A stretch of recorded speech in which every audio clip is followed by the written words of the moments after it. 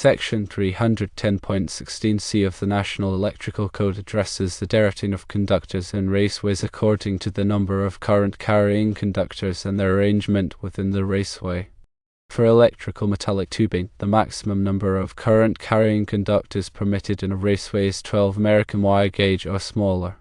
Consider a situation with 12 conductors in electrical metallic tubing, including 6 hots and 6 neutrals. Technically, all of these conductors are current-carrying, but the total current flowing through the pipe cannot exceed the ampacity of the circuit supplying them, which is 20 amps. Exception number 2 to section 310.16c states the neutral conductors that carry only the imbalanced current from other current-carrying conductors connected to the same ungrounded conductor, without carrying common load current, shall not be counted when applying the correction factors to derated current. In the case of a graphic eye feeding multiple lighting transformers, the neutrals are carrying the unbalanced current from the hot legs. They are not carrying common load current. Therefore, the neutrals do not count towards the number of current-carrying conductors in the electrical metallic tubing when applying derating factors.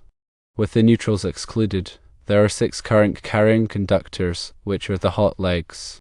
According to Table 310.16 in the NEC, for 6 current-carrying conductors in electrical metallic tubing, the derating factor is 0.80.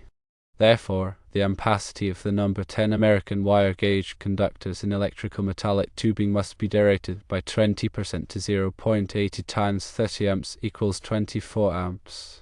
Based on the NEC exception for common neutrals, it is not necessary to derate the number 10 American wire gauge conductors in electrical metallic tubing further.